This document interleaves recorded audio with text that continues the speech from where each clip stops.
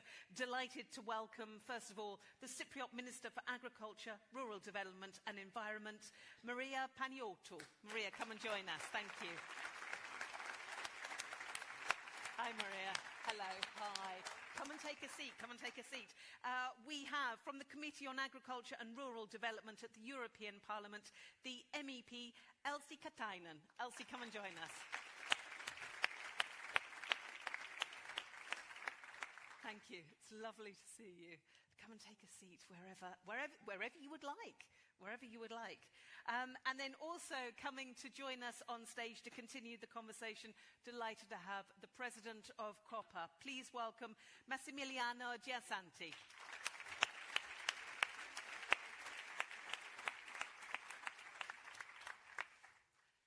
Hi, come and take a seat. Lovely. Thank you so much. Thank you. So it's really good to have all of you together, all coming at this, obviously all wanting to get to the same end of our discussion, but coming to this possibly with different thoughts, different ideas, different experiences. What we thought we would do is start on food security, if we may, and then we will bring in other challenges as well. And towards the end of our discussion, I'm going to open this out to the floor, both here in the room and online as well, so you are also able to ask questions. But we thought what we would do is ask you what you think the most significant challenges are in terms of food security that the agriculture sector faces. So let's concentrate first of all on that food security. In no particular order, if I may, just because you are sitting next to me, would you like to start, Elsie? Food security. Thank you, and it's very nice to be here. First of all, I maybe surprise myself and the Commissioner by thanking you for your great work. For instance, you didn't mention the bioeconomy, but you've done a lot of job with that. And I think it's a new era of a bioeconomy, and it's very, very important for European agriculture. It gives us more sustainability and more opportunities and more jobs as well in the rural areas. And your work with fertilizers is also very, very important, so thank you for this. But the question was about the food security. Yes, I think the most important thing when we are talking about the food security is about farms and their profitability, of course. We always come to that question. And the other is the young farmers. Is there any? We know that there is only 12% European farmers under age of 40, so it is very frightening situation we are having now. And we also know that the Commission is also cutting the subsidies, and of course it has its effect to farms all over the Europe, and that is why the UTP unfair trade practices and getting more money from markets is very, very important, and I think it is the most important thing in this term, in this mandate, and it should be the priority also for Commissioner to get development on that. We should get more money from markets, and I'm talking about me because I'm a former dairy farmer, and we did our generational renewal 6 years ago, and we are happy to see that our son is very eager to invest more and develop the farm. And of course the NRPP MFF is very, very concerning now. Among our agriculture coordinators, we've never been so united we are now. We are so critical for the new structure which Commission has proposed. because it is so depending on how the different governments in different member states are they willing to support the rural areas? Are they development of rural areas? Are they willing to support agriculture? Do they have? What is the economic situation? We know that in most European countries, the economic situation is very bad. It's very bad. So I'm worried about that. From Commission, you said it is the flexibility for member states. Of course, the decision making, it is good that it's coming near, but is there any willing, is there money to support? That is the main concern I have, and we are not aware we are heading to that question. We have some studies from that, and they don't tell us any good. And it is I think I'd like to see more earmarkings from Commission. For example, rural areas. You said yourself that life of farmers is not such a job. It's just family lives and so on. So developing rural areas is very important, and there is no more leader earmarking, for example, which is very important. So more earmarkings, thank you. And we are not so well aware the other changes in society, how the consumers, what are their demands, and access to finance, farmers' access to finance. It is not good situation in that either.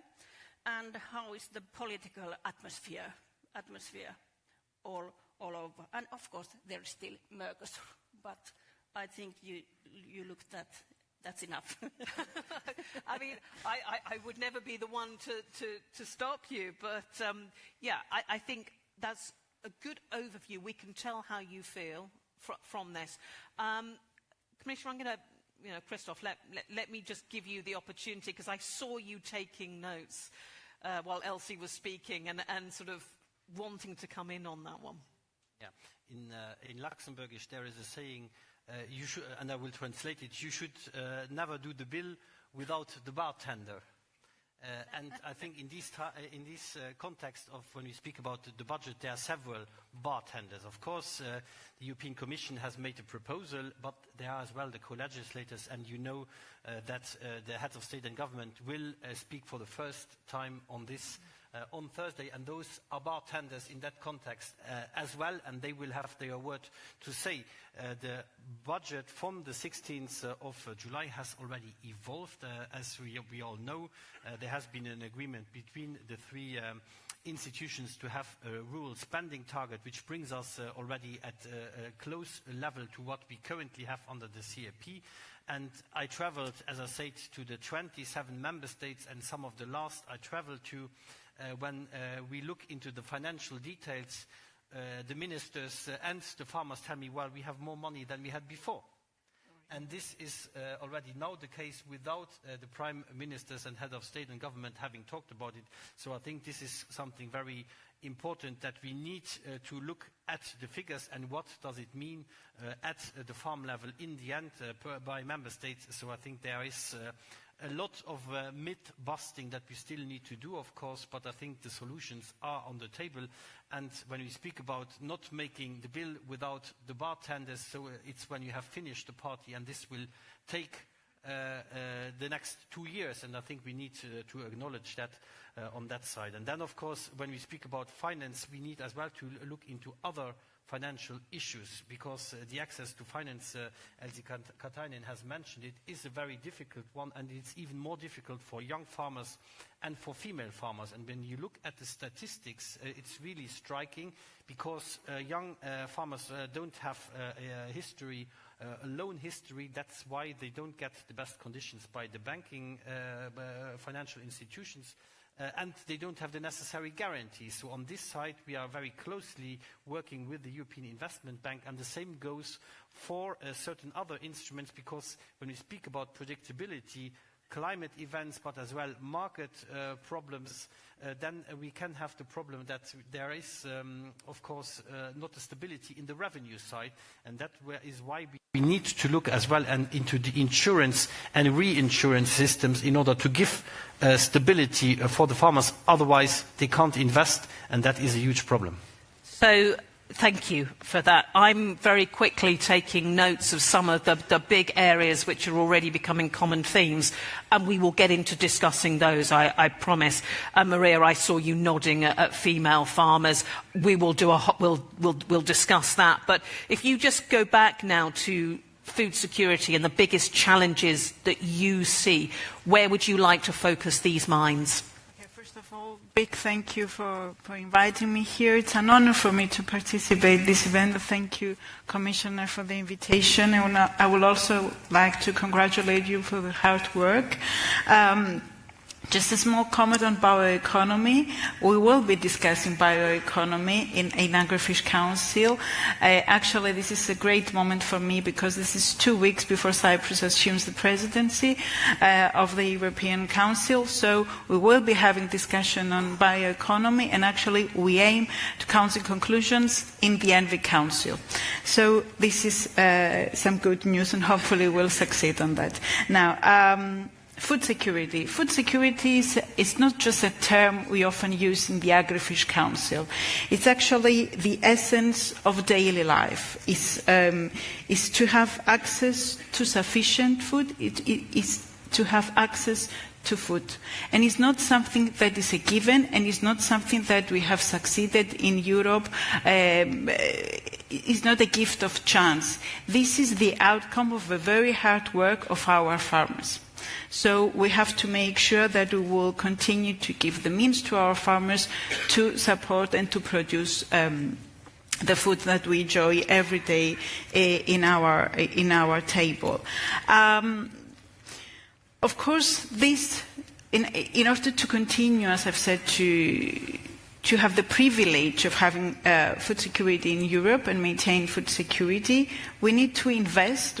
This needs constant investment, of course, and CAP has a major role in that. So we need to have adequate funding. We have asked for adequate funding.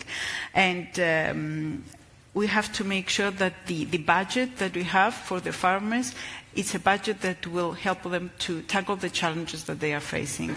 For me, one of the major challenges that we are facing is, of course, climate change.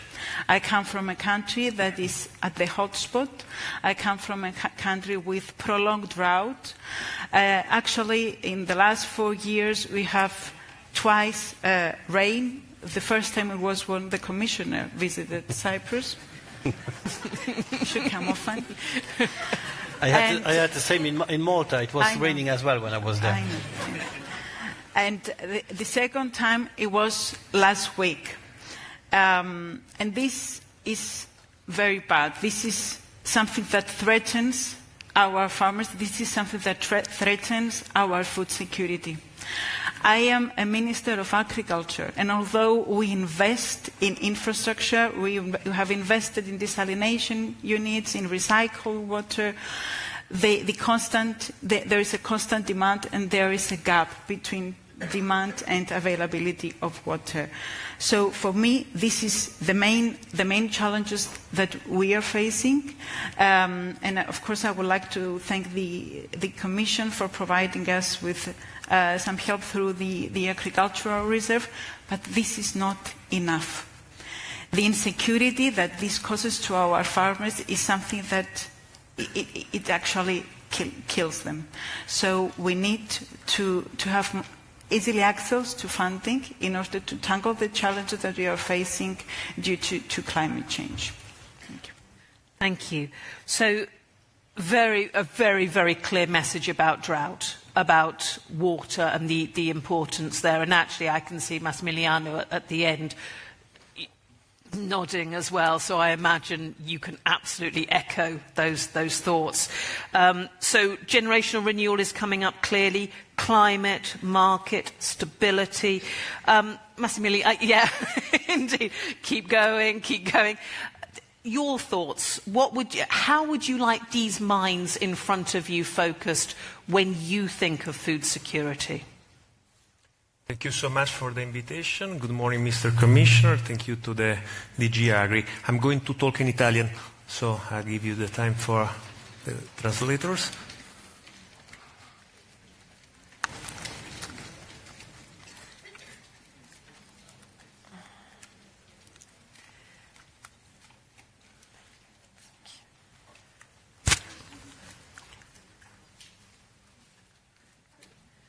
Ho ascoltato con estrema attenzione e interesse le parole della Presidente von der Leyen.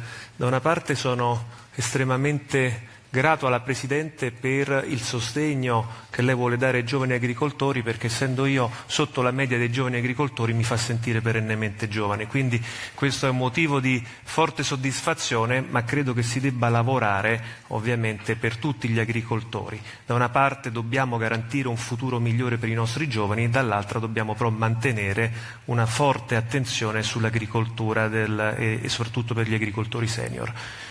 E come ho apprezzato altrettanto le parole che lei ha usato nei confronti di un settore che oggi più che mai è fondamentale e strategico. Guardate, mai come in questo momento l'Europa ha bisogno di un'agricoltura forte. Una forte agricoltura garantisce una forte Europa. Abbiamo conosciuto in questi anni le difficoltà che si hanno sul mercato quando bisogna acquistare sul mercato i prodotti. Lo abbiamo visto con i prodotti energetici, lo abbiamo visto in parte con i prodotti agricoli.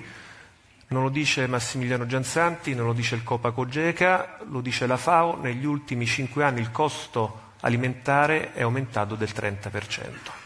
Ma non è aumentato del 30% il reddito degli agricoltori.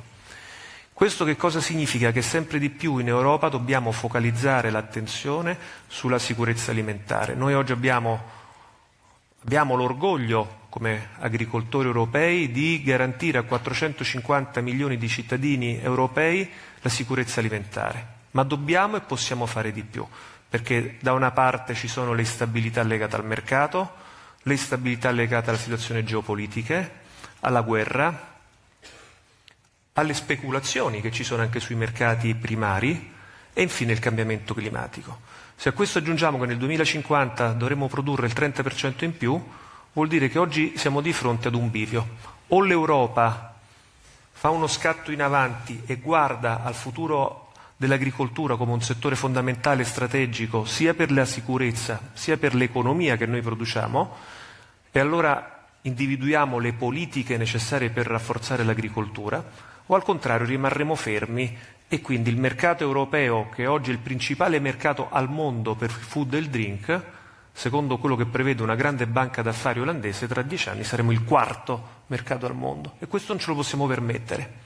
Allora la politica agricola comune diventa fondamentale sia nel budget, nella quantità di risorse necessarie per incentivare la produzione degli agricoltori europei. Non voglio parlare di sussidi, si parla di incentivi. Il sussidio si dà a chi non ha il lavoro. Gli agricoltori sono orgogliosi di lavorare tutti i giorni nella terra, noi siamo orgogliosi di quello che facciamo e vogliamo essere incentivati, non sussidiati.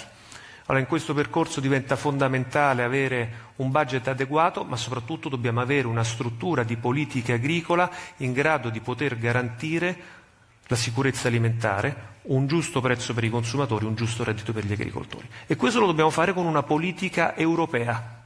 Io sono presidente di oltre 60 associazioni agricole di 27 Stati membri.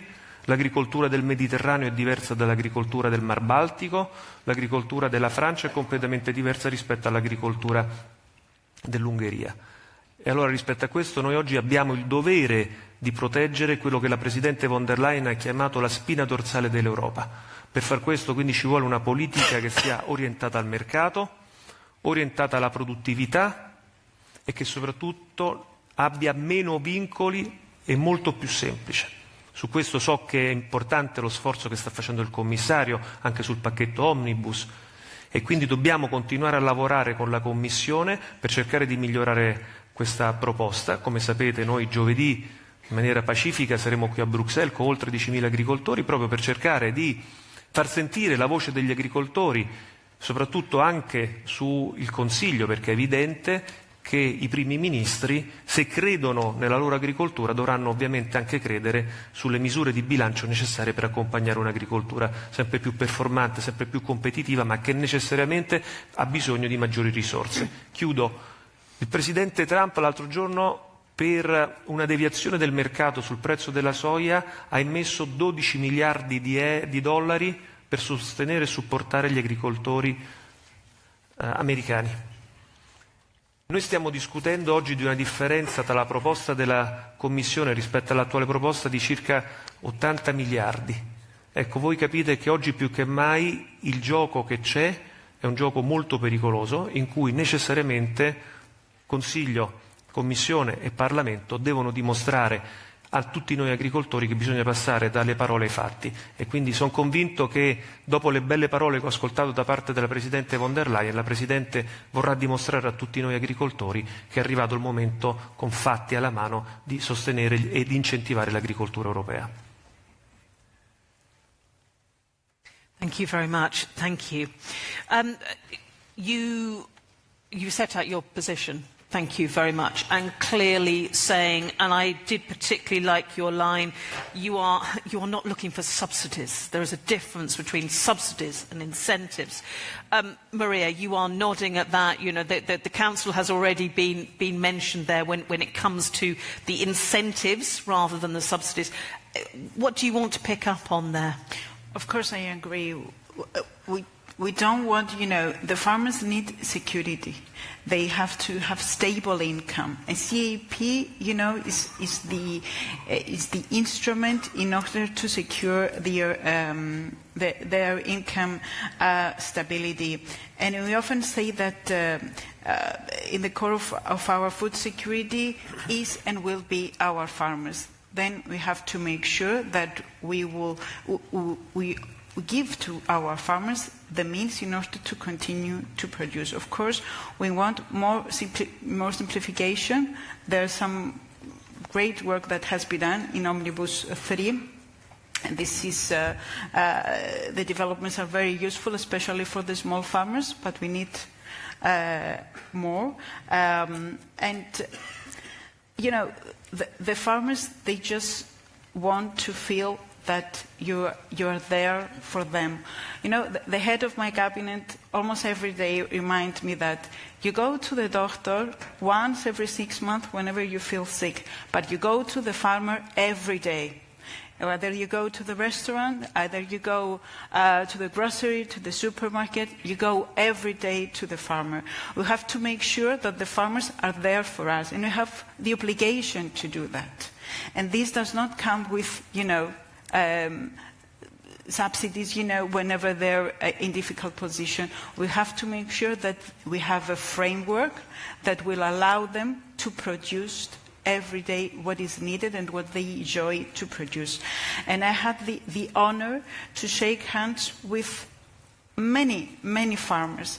Their hands are very strong and hard because they're doing a hard work.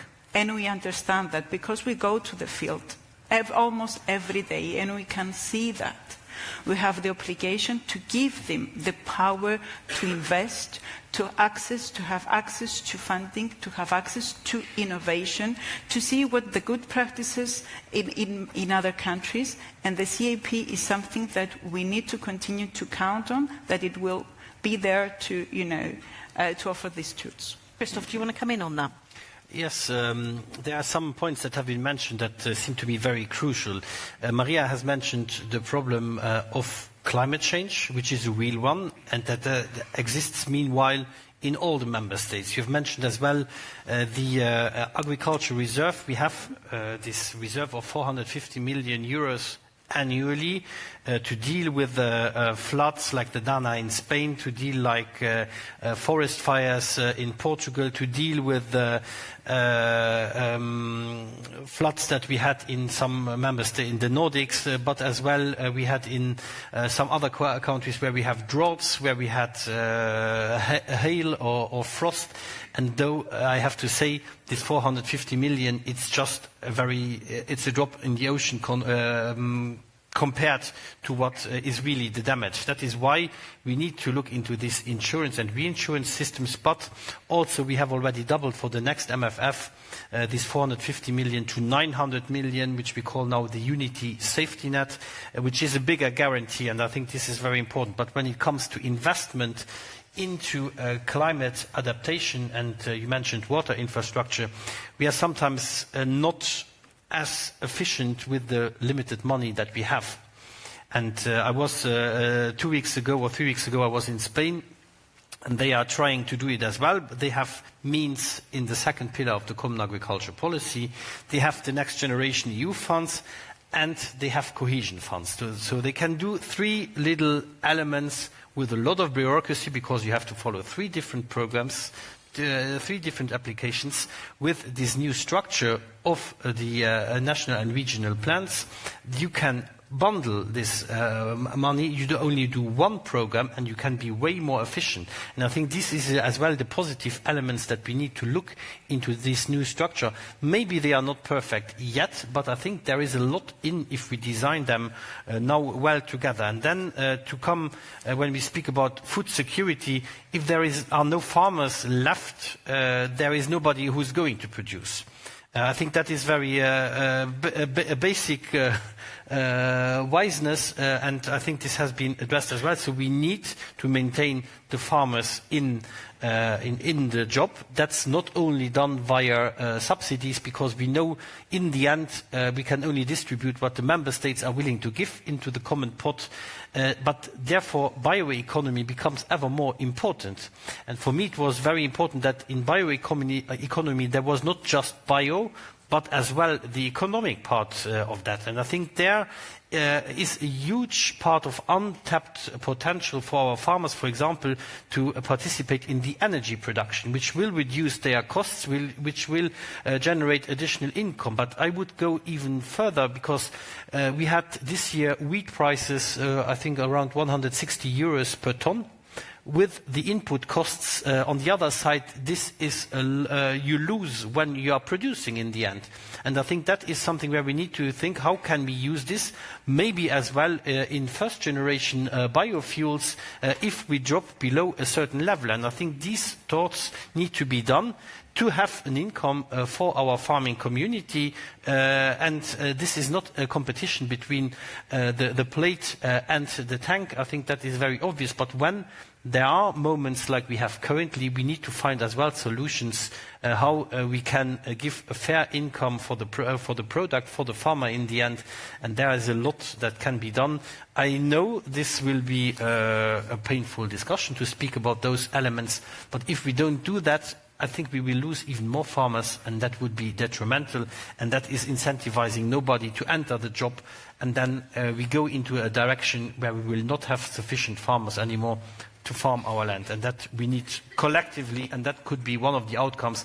How can we make this more economically viable again for the farmers, to save them for the future? So when you're looking then at generational renewal and bringing in more farmers, making it attractive, financially attractive, but also getting the pride there as well, and making an industry that people want to go into and want to stay in once they are in.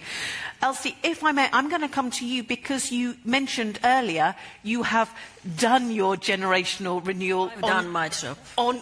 I've done my job, she says. Your son has taken over your farm. And I'm sure that's great, but I'm sure there are lots of farming families that wish they had someone that they could go, I can see the line there of who will take over. So how, given your experience, and Massimiliano, I'll come to you next, because you are also a several generation farmer, how do you make it more attractive to stay in the sector? Did your son ever want to work elsewhere, or was he always going to be on the farm? He had a moment that he thought about the military. The military, right? Yeah. Yes. We are from Finland, you see. So, yes, but he was about 4 years old. Oh, so hang on. No. When he decided to be a farmer, and he was about 20, considering the military. Okay. Yes, but I come back to profitability of farmers. It is the core in everything. And I do agree with you all that subsidies is not the eternal answer to that. It is not.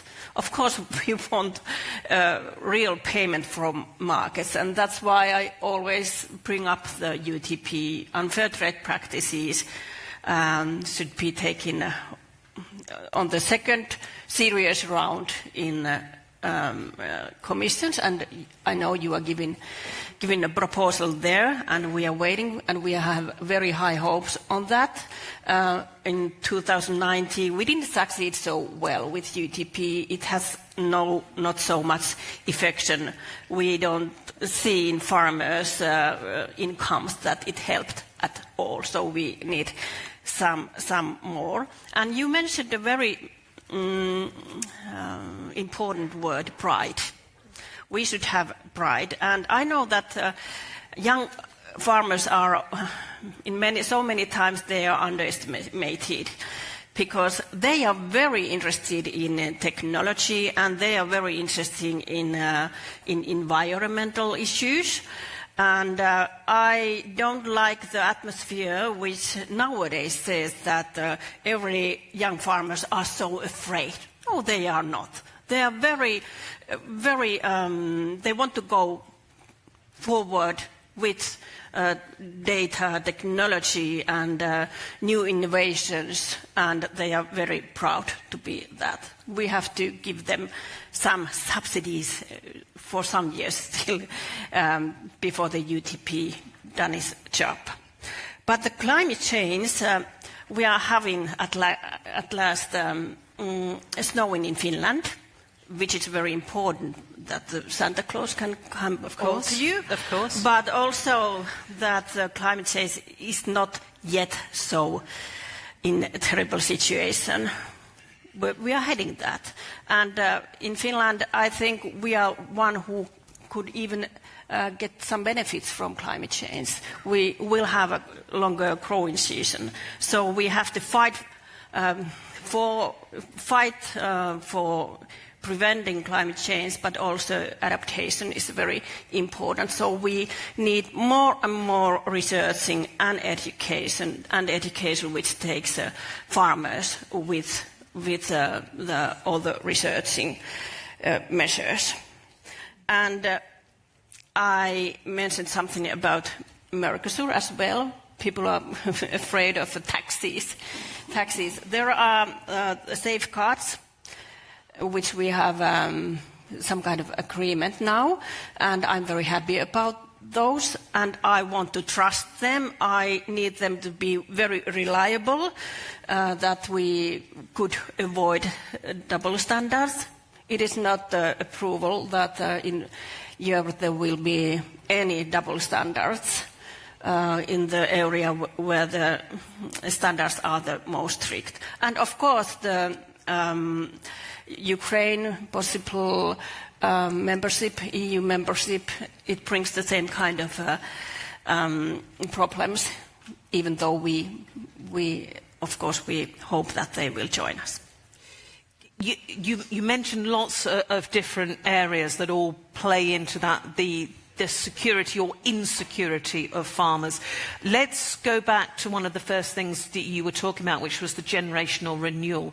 And Massimiliano, if I may, let me come to you on this one. How do you get a really good, secure flow of people wanting to come into the industry? What is it? Is it the financial aspect first and foremost, or is it the love of the vocation and the pride? What is it, and how can you help to guide those new farmers in? Ok, grazie per la domanda.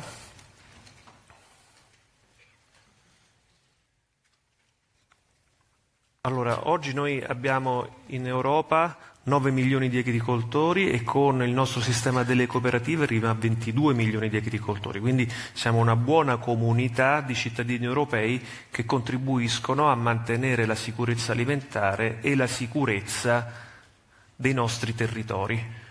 Non c'è futuro in Europa senza agricoltori. Se noi immaginiamo un'Europa fatta solamente di grandi città, di polarizzazioni verso le grandi città, noi perderemmo di fatto il mantenimento, la cultura millenaria della civiltà europea. Dall'altra parte però dobbiamo anche garantire un giusto reddito ai nostri agricoltori per rimanere ed essere produttivi. Certamente siamo di fronte ad un cambiamento di modelli produttivi, siamo di fronte alla quarta rivoluzione degli ultimi 100 anni, perché abbiamo avuto 100 anni fa la rivoluzione della genetica, dopo la seconda guerra mondiale abbiamo avuto l'introduzione delle macchine, poi abbiamo conosciuto il valore della chimica verde e oggi abbiamo le tecnologie. Quindi da una parte dobbiamo spingere moltissimo sulla digitalizzazione dell'agricoltura, ad esempio nella struttura della proposta attuale non si parla di digitalizzazione dell'agricoltura, quindi noi dovremmo anche capire qual è la visione della Commissione, del Commissario, degli Stati membri rispetto alla digitalizzazione in un momento in cui la gestione dei dati, la gestione complessiva dei dati diventa un tema anche quello di sicurezza. Quindi noi oggi dobbiamo costruire un ambiente favorevole per mantenere i giovani e aumentarli. E certamente la tecnologia, il digitale ci aiutano molto. Quindi dovremo lavorare per incrementare la digitalizzazione dell'agricoltura e anche per immaginare un nuovo modello agricolo che è davanti a noi. Il commissario lo ha ricordato, oggi c'è il tema della produzione di energie rinnovabili, che è un tema importante, quindi la possibilità per gli agricoltori di diventare produttori di energia verde dal sole, dal biogas, dal biometano, al geotermico, apre a noi agricoltori certamente molte opportunità per diversificare le nostre fonti di reddito e abbattere i costi di produzione. Poi c'è l'agricoltura che guarda anche a tutto il tema delle fibre in prospettiva. Noi possiamo avere un ruolo enorme anche per tutti quei settori industriali che non sono solamente il tema legato al food e al feed, e quindi rispetto a quello noi oggi possiamo sviluppare una serie di attività fondamentali nel settore delle costruzioni e quant'altro.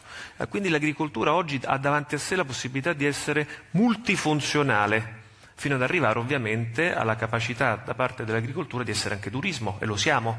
Oggi noi accogliamo tantissimi cittadini del mondo a visitare gli agriturismi, a mangiare i prodotti del territorio. Io sono un produttore di parmigiano reggiano e quindi sono onorato che il commissario abbia voluto riconoscere al parmigiano reggiano i suoi grandi valori e soprattutto, lo dico io, essere il re dei formaggi. Questo ci porta ad essere conosciuti nel mondo. Io nella mia azienda agricola ho cittadini di tutto il mondo che vengono a visitare la mia azienda agricola e partono chi dagli Stati Uniti, chi dall'Australia, chi dalla Nuova Zelanda per venire in Italia a visitare. E quindi oggi l'agricoltura è a tutti gli effetti l'attività principale dell'Unione Europea, è l'unica attività presente economica in tutti e 27 gli Stati membri. L'Unione Europea è nata per l'agricoltura, l'Unione Europea è nata nei campi 70 anni fa. Non è nata nelle industrie, non è nata nel commercio, è nata nei campi, è nata per l'agricoltura l'Unione Europea, e quindi dobbiamo far sì che l'Unione Europea diventi sempre più inclusiva e che possa creare un ambiente florido per tutti i nostri giovani agricoltori, creando le condizioni per avere un giusto reddito, perché senza un giusto reddito poi ovviamente i giovani agricoltori, lo sapete meglio di me, chiudo, il lavoro dell'agricoltore è un lavoro che richiede a tutti noi un impegno di 365 giorni l'anno, 24 ore su 24.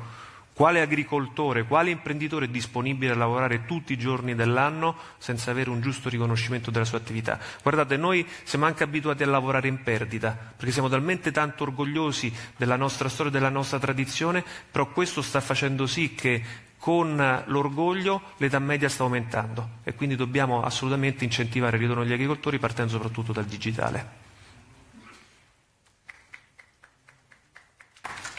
Thank you very much. Thank you. Yeah, very, very clearly you're saying it is pride but at an adequate level of income.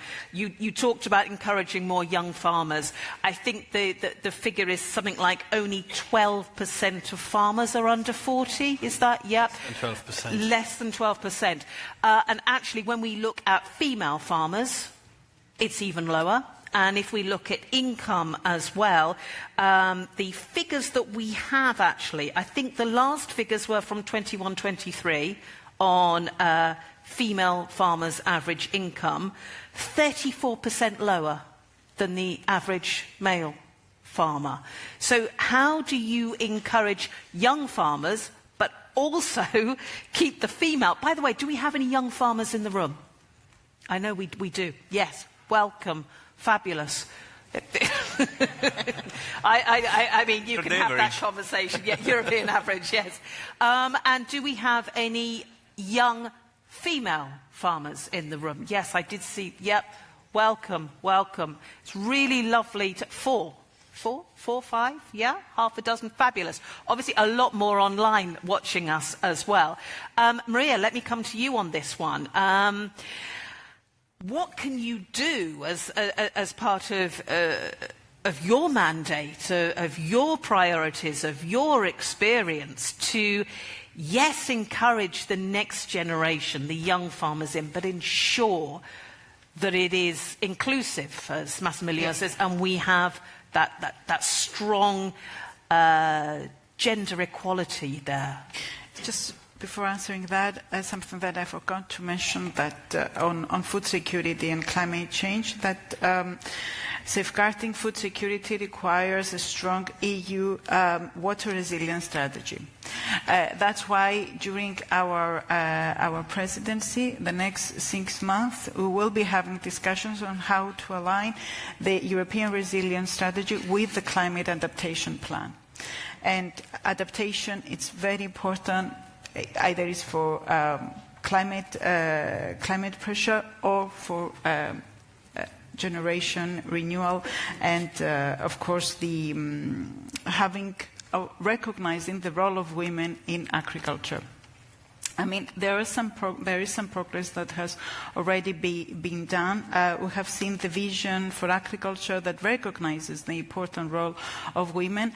I have the honor to be the first woman Minister of Agriculture in my country, and this is truly an honor, but it is also a duty that I have to, I have to make sure that the visibility that the women must have, the recognition that they also are decision-making in their decision-makers in their farm.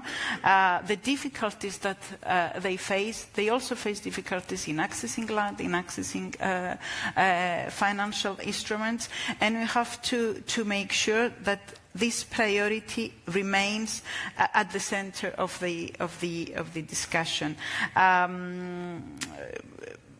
A more inclusive agricultural sector is a more stronger agricultural sector, it's a more resilient agricultural sector, and during our presidency we will be having discussions highlighting exactly how we can promote more women in agriculture and having the visibility and the recognition that they deserve. Christophe, do you think that there is enough help to bring in new farmers, women farmers, female farmers as well, but just bringing more into the sector?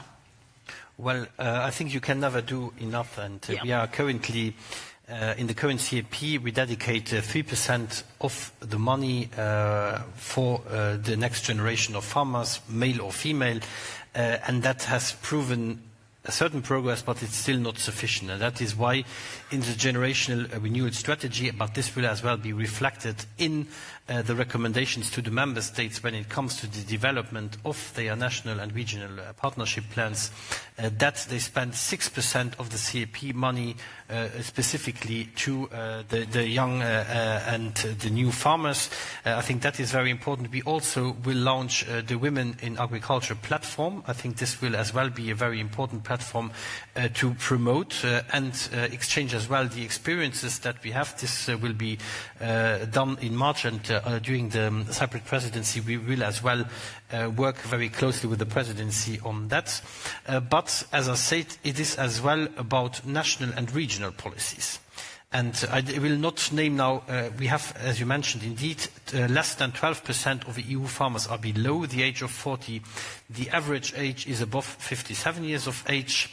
Some member states are doing way worse. I will not name and shame them. I will maybe pick out the best pupil in class currently, which is Austria. They have almost 24% of their farmers below the age of 40. And then you have to ask, why is that so different in Austria? They have the highest density when it comes to agricultural schools, agriculture, but as well related in the broader forestry, etc. So they do really a lot on that skills and upskilling side, but they have as well a very attractive pension system, which is attractive for the, let's say, the grey farmers at some point to leave over the farm to the next generation. They don't have to work anymore to be able to survive, and so this is really a combination that we need to see very closely. And there where the figures look differently, I think this is very important to look into these pension systems as well, which is a national competence. Education is a national competence, but if we are serious about this generation renewal, we need to do it together with the member states, and that is why we can as well now, with this generation renewal strategy, put a little bit of pressure on the member states. It's not just European, it's a common responsibility that we need to address together as well. But of course, when we speak about investing, and if you are taking over a farm, I think it is that's an investment for 20-30 years, and you need a certain predictability for that. And I think that is our task, to give this predictability. But we have as well now, and usually when a young farmer takes over a farm, they are at the absolute financial limit what they can get. If they want then to change their production, for example, to go to organic production, well, often it's not possible money-wise. And that is why we have as well proposed for the future now lump sum payments that will allow them to have this change, this transformation of the production. And I think these are very important initiatives to launch, because we see as well the young farmers and the new farmers are the ones that want to innovate, that want to go into organics, that want to have more sustainable production. This is not me saying that, this is the statistics saying that.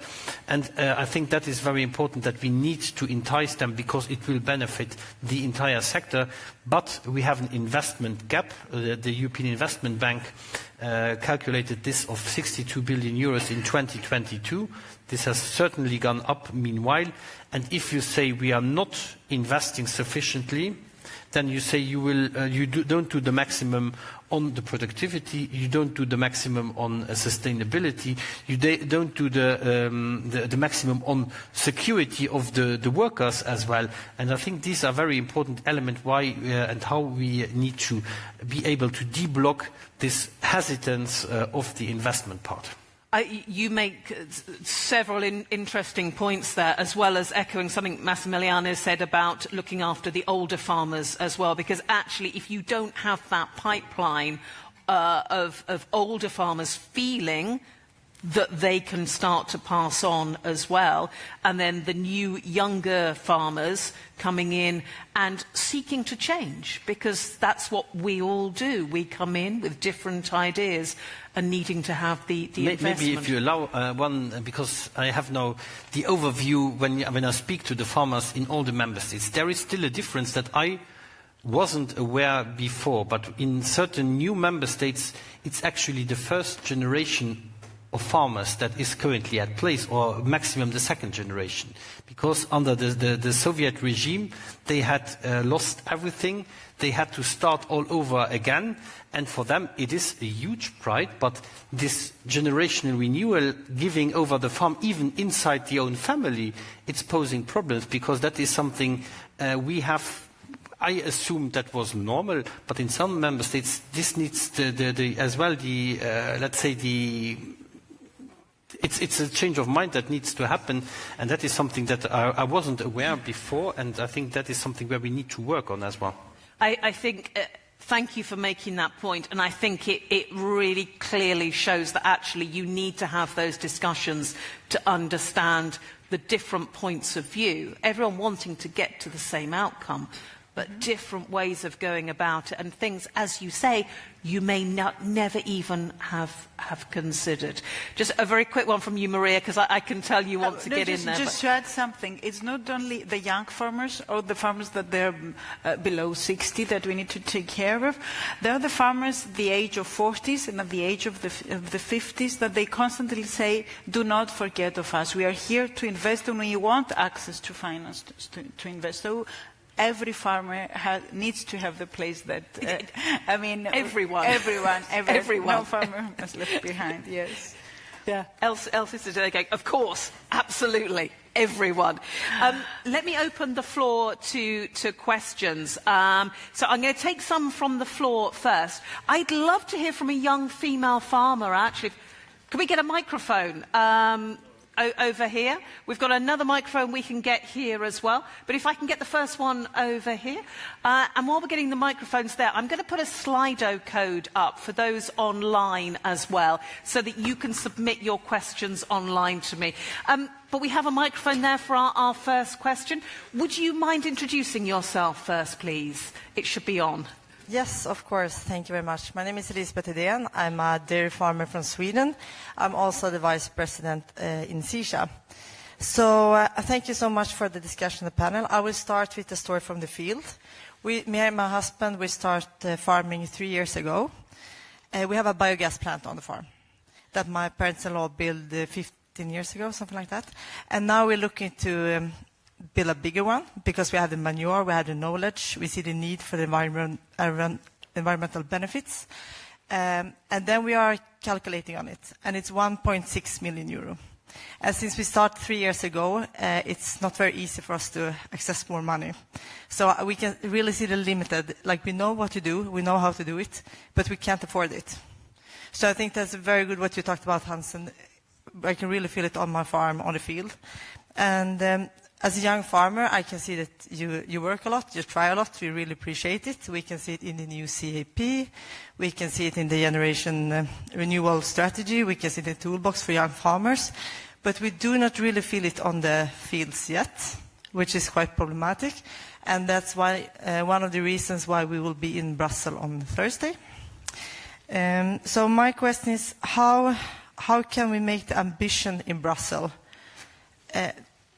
to a reality on the field? Of course, we have a big uncertainty for the 6% that you ask for, and we ask for it as well.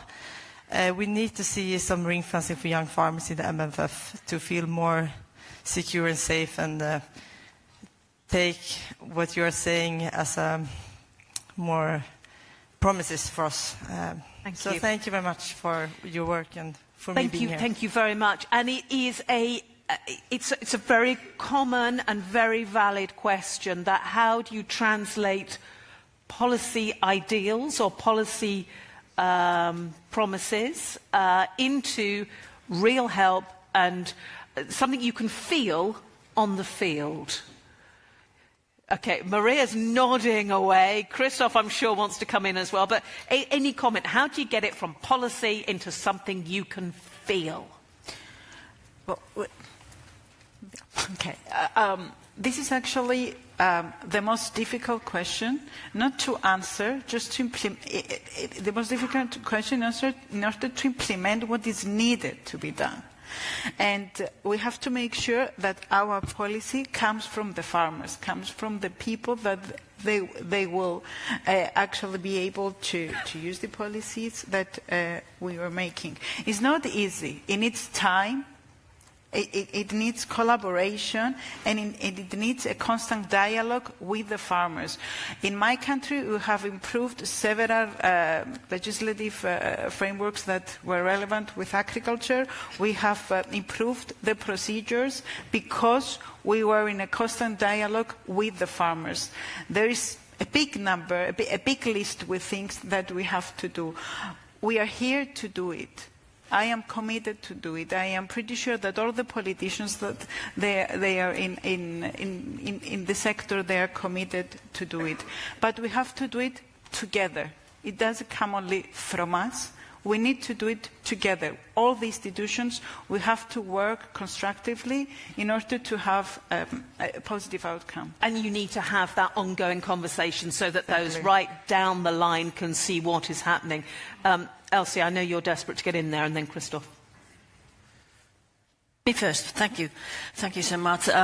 This is questions we are asking time to time from Commission representatives in Parliament and in the committee meetings, and we all recognize that it is the most important question. And if we failed with that, we are totally failure. If we don't get young people in the sector, and if we can't keep them there. One starting point is not to punish them who are investing, whether they are younger or older farmers, but especially younger. And the other point is the definition of the active farmer. This is a very, very important and very difficult question, at least in Finland, and I know the other member states also. The question about the definition of active farmer is very, very difficult, but it has to be done in some level, because the money have to spend and used more wise that we have done that before. It has to support the real production, liters and kilograms and so on. We can't support anymore, give support anymore for nothing. And that is happening all over the Europe. We can't afford that anymore.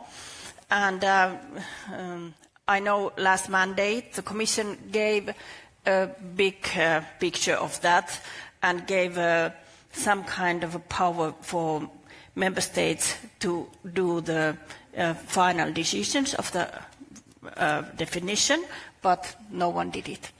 So we have to do it now. I think this is the one very important point. Christophe. Yes, maybe as a reaction, I quoted Elizabeth quite often in the last months, because when we speak about generational renewal, we haven't spoken about this yet, which are the services available to young people living in the rural areas. And I think there is still a huge gap to be made, because she back in time told me when I had a meeting with Seja, in my region I have to choose either kids or cows. And that was quite striking to me, to say, okay, there is no childcare facility close, and they will have to drive every day to get the child there that is on a job like a farm. It is just impossible. And I think there we need to work, and that is why we have proposed as well the farm relief services in the package that we presented on the 16th of July. And I think this will as well help to make the job more attractive from a family point of view. That is very important. Then you mentioned as well that you don't feel the changes yet on the farm. I have to say I'm as well a little bit frustrated. I have been in national politics in the European Parliament and now in the Commission, but I have to say in this moment we have proposed, I was in the second week of my mandate, I made the two first proposals on the Common Market Organisation, on the Unfair Trading Practices Directive. One is already closed now on the unfair trading practices, the other on the Common Markets Organisation. We were now in the last trilogue arguing about the sausage. For those who are into the file, I think that's a little bit a pity that we are hitting on that one and not delivering on better conditions for the farmers in the value chain with contracts for the farmers. That is something we need to deliver as well. So I'm sometimes a little bit frustrated by the politicizing of certain files. We had the same when it came to the simplification package. Not all the MEPs, she wanted to bring it quickly to the final point. Some wanted to play a little bit political games, so no urgency procedure. I'm glad that it arrived at destination. It will be felt as from next year by the farmers. We did a lot of work on the GAEX, on the conditionality, so this will really be felt. It's a lot of simplification for the organic sector as well. So I think there will be relief, but simplification, it is not a one-shot. It is a process, and we need constantly as well to ask ourselves when we are proposing in the European Parliament, in the Council, but as well in the Parliament, when we are proposing amendments, what will be the effect of that? And sometimes we want to deal with every detail, and this makes legislation sometimes hugely complex, inapplicable, and that is something where we need to constantly work. We need as well to have a broader look on other policy areas, because when I travel to the Member States, most of the complaints were not the CAP. It was health and sanitary legislation, it was environmental legislation, it was national and regional legislation, because sometimes member states attempt as well to do a gold plating of European legislation, go even a step further. That is not helpful when we speak about the C of the common agriculture policy, but this is of course then putting additional hurdles to the farmers. But on the investment side, and you mentioned on bioeconomy, biogas is for me bioeconomy, we need to double down on that, because we are not self-sufficient when it comes to energy, we are not self-sufficient when it comes to fertilizers, and we need to close this circularity circle once and for all. And I think there is, and that is what I mentioned, there is a lot of untapped potential, and this is for biogas, this is as well for solar panels. I visited two very similar farms, one in Belgium, one in the Netherlands. In Belgium, the grid is ready to take on the electricity. In the Netherlands, it's not. And there again, there is homework to do for the member states to make this happen as well. Yeah, you're clearly showing that frustration. Things need to be done before it can start to be felt on the field. But in the meantime, as we've been discussing earlier, everyone sees things from different points of view. You know, those on the field are going, let's have it now. I think you want to make just a very quick point, Elsie, or shall I take another question? Are you happy if I recognize that frustration, but we were earlier talking about, and Elizabeth was talking about, also about the social kind of life, that it's not all about job. And I'm a little bit concerned about the Pillar 2, it is vanishing on the other things. So convince me that we are not losing our social aspects, that rural area development is not forgotten. The tools of the common agriculture policy all remain in place. I think that is very clear to say. We had, of course, and I think it was a little bit that maybe the agriculture ministers didn't trust their own finance ministers that they would allocate sufficient money to what will be mandatory, because the leader projects, for example, will remain mandatory, the school schemes will remain mandatory, and now we have this additional rural spending target, which ensures already that at least 10% of the 453 billion will be taken there. And then when it's and I saw this in Spain, if you want to invest into water, this would be applicable as well for you, Maria. You have different tools, but it is inefficient, because you do the three little infrastructures, put this money together, do run program, and this will be real impactful. And there will be many examples like this on the water infrastructure, like on irrigation technologies, where we can do way more in bundling this. It will be mandatory. And if the Commission will have to approve the NAPs by the Member States, if anybody would dare not to have a leader program, if anybody would dare not have a school scheme, and I can continue this, it will, of course, that would be not acceptable. There are now Member States that will have way more money, and that is the case, because we need as well to speak, and we haven't spoken about that today, the external convergence. That is a strong request there as well.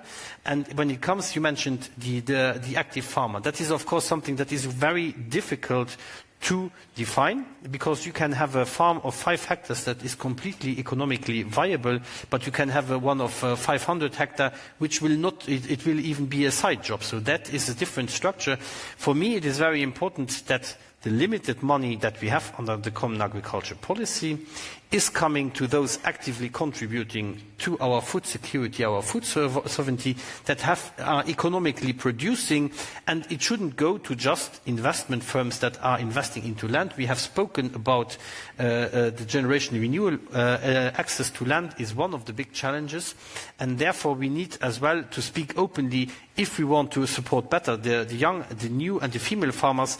Well, this needs as well to be in line with what when we speak about capping or degressivity. It's not the final word to say, but it is, of course, important if we want more money to shift for new farmers and young farmers. It needs to come from somewhere.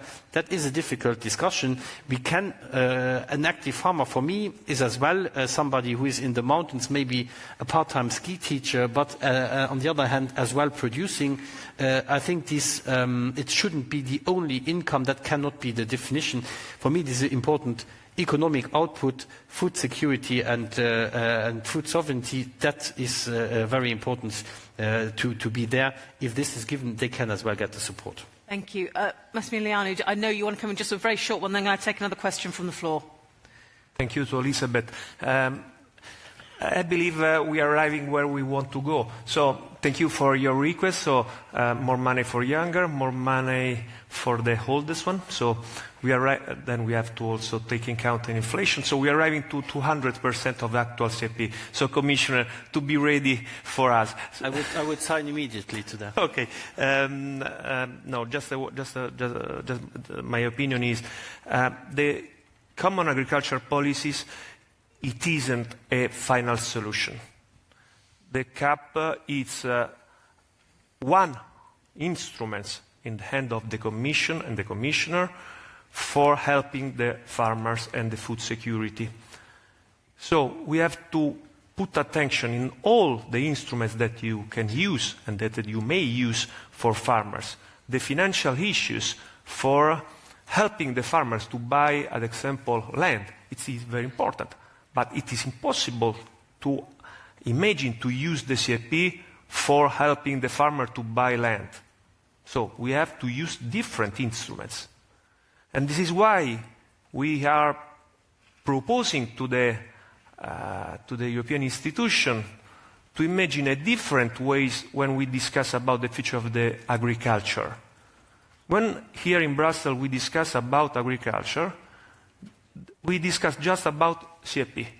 CAP is an instrument. It's very important with the Commission, with the Commissioner, to find the different issues, the different policies that is on the table, and fix the targets that we want to achieve, and then we have to move together for achieving and to have the best results for farmers. So the ECB, bank, the different issues that we may use on the policies. Instead, we can compete with other countries like US, China, India, and so on. It's too much big for us, this kind of competition. So we have to use different tools. And the CAP is one of the tools. So it's very important to maintain the two strong pillars for the CAP, because we have to maintain also the difference between the single member state, but we need also to have different instruments to supporting and helping the farmers. Thank you. I'm going to take another question from the floor. There's a gentleman there. If you wouldn't mind standing up for me, then I know there's another one there and there. If you could keep your question quite short for me. Yes, thank you very much. My name is Max Schulman. I'm an arable farmer from Finland and father of 3 sons. The question from my side is, you have talked a lot of good things and brought up in this panel, but one thing that I would ask for my sons and for myself as well, is a long-term stability, long-term legislational stability, so that you or me today can invest for my sons into the future. And that's what I think that what we are lacking in EU today is a real strategy for European agriculture into the future. This is what I hope that we will do. But what can you already today, as legislators, co-legislators, and also there as Copa Cogeca, that is driving you? Without Copa Cogeca, you would not be driven forward. You would stop and actually play just a historical game. Sorry to say. Thank you very much for your question. The focus very much on long-term stability, long-term plans. Does anyone want to have literally just a quick phrase to either agree or mention anything that you're doing? Yeah, very quickly, Elsie. Yeah.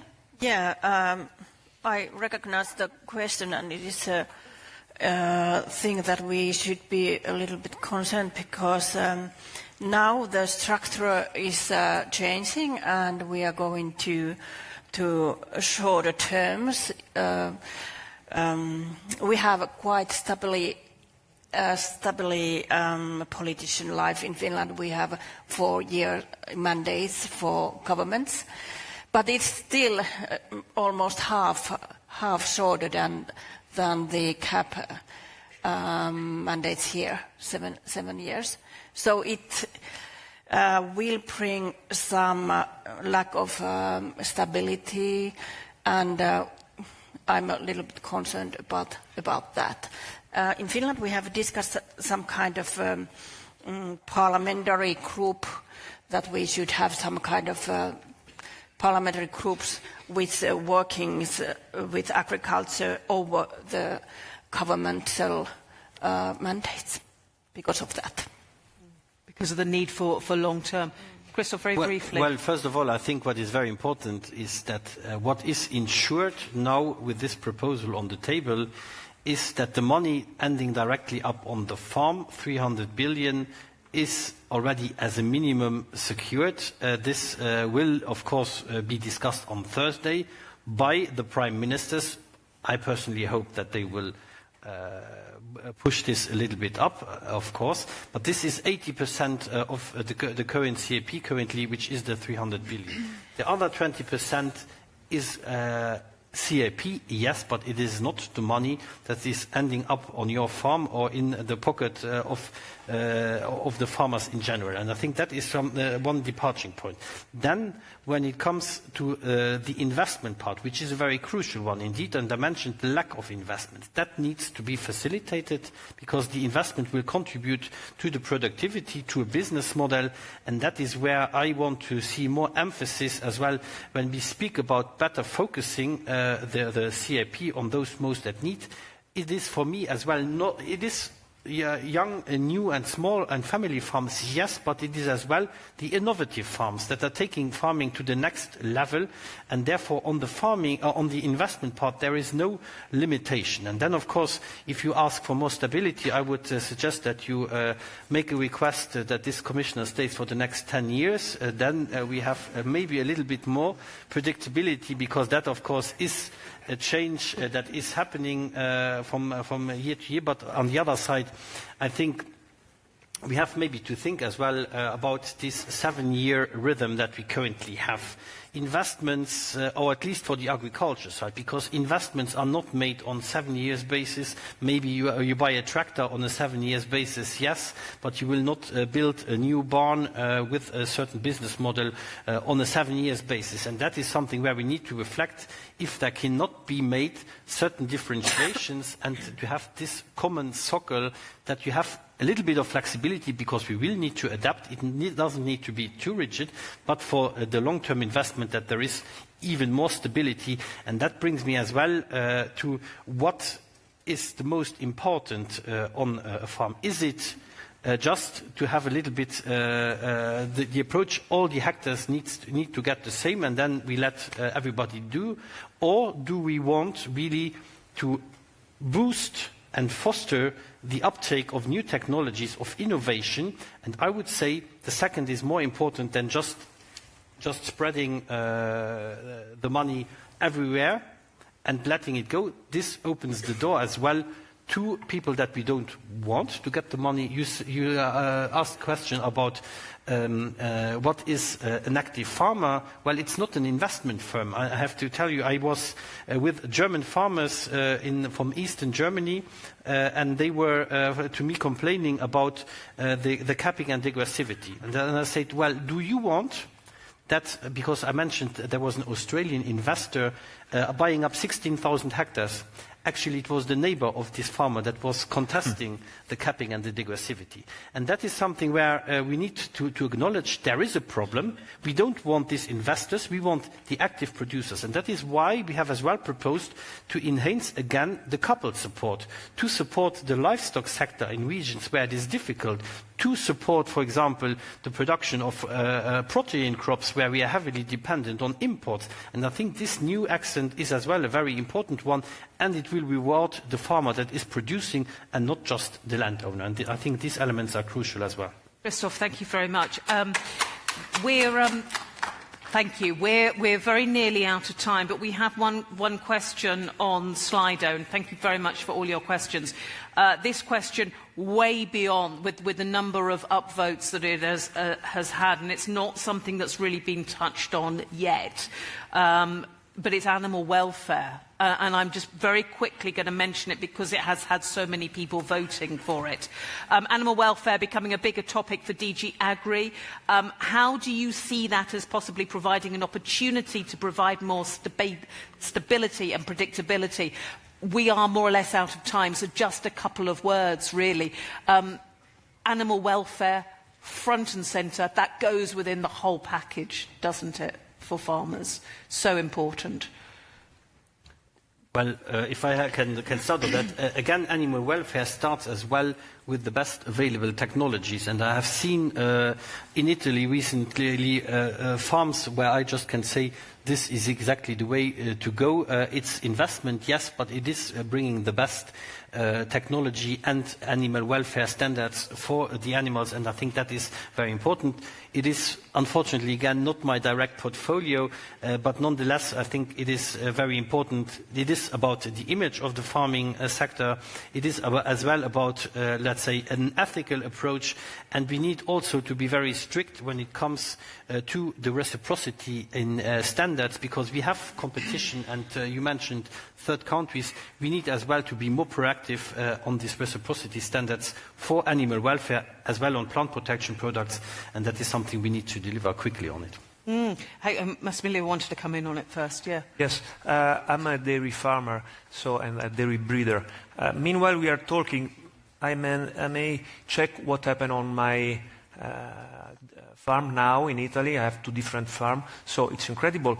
But what means animal welfare? Because there is an animal welfare in Europe, and there is other animal welfare outside Europe. So it's very important what Mr. Hansen says. We have to fix the standard. And when we fix the standard, anyone wants to come here in the European Union market must guarantee the same standards. And this is why we are asking with all our voices reciprocity in all the trade agreements. Thank you. There are so many questions. We are actually out of... Elsie, do you want to quickly? Or? Yeah, the double standards are totally no-go. Sure. And farmers should have some added value for good animal welfare. That is the one important measure to take it alive. Well, that answers the question. What can that do to then give more stability as well? Thank you very much. Now, before we end this session, we've actually had a graphic recorder listening to everything that's being said. Valerie, who's been sitting at the back, drawing along with everything that has been said. So, I don't know whether you want to turn around and have a look. There we go. Well, we certainly have a farmer front and centre. There we go. Maria's pictures of you and Elsie. Insecurity related to climate change, the importance there. What about the elderly, the older farmers? Don't forget that line as well. I didn't shave well, I see, on the picture. But I do like your basket of produce, it has to be said. Simplify rules, also digitalisation. Of course, on the third day of the EU Agri-Food Days, we'll be concentrating on digital. And I love that bit at the bottom with the green heart there. Encourage farmers' pride. Look at that, there we go. Yeah. Yes. Maybe we should move that even more into the centre, but fabulous. And the responsibility of education and pensions as well, of responsibility of the member states. Ladies and gentlemen, we try to get through as much as possible. There is so much to discuss. If you didn't get your question answered or your particular point of view heard, I think we covered so much anyway, but you will over the next couple of days. But for now, Maria is to go on. Just a closing remark for me, just to... I would like to highlight that as an incoming presidency, we'll promote discussions in order to have a strong, modern and simpler CAP. I would like to make that clear because for us it's very important that Europe continues to feed its people with confidence and pride. Confidence and pride going into the next council. Thank you so much.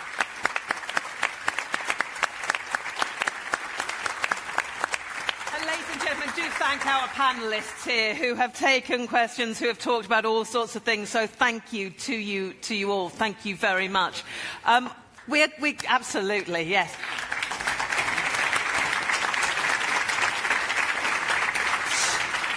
We're going to take a quick break now. Before you move, let me just very, very quickly tell you what is outside, because it's time for networking, but also we have different activities for you as well. So do go and have a look at the seed planting activity and make sure that you get your seed to bring back into the room.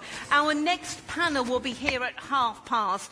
We'll be talking about data and innovation for food security, and we have more examples from the field as well. So, ladies and gentlemen, well, I can see our panellists are already being grabbed here.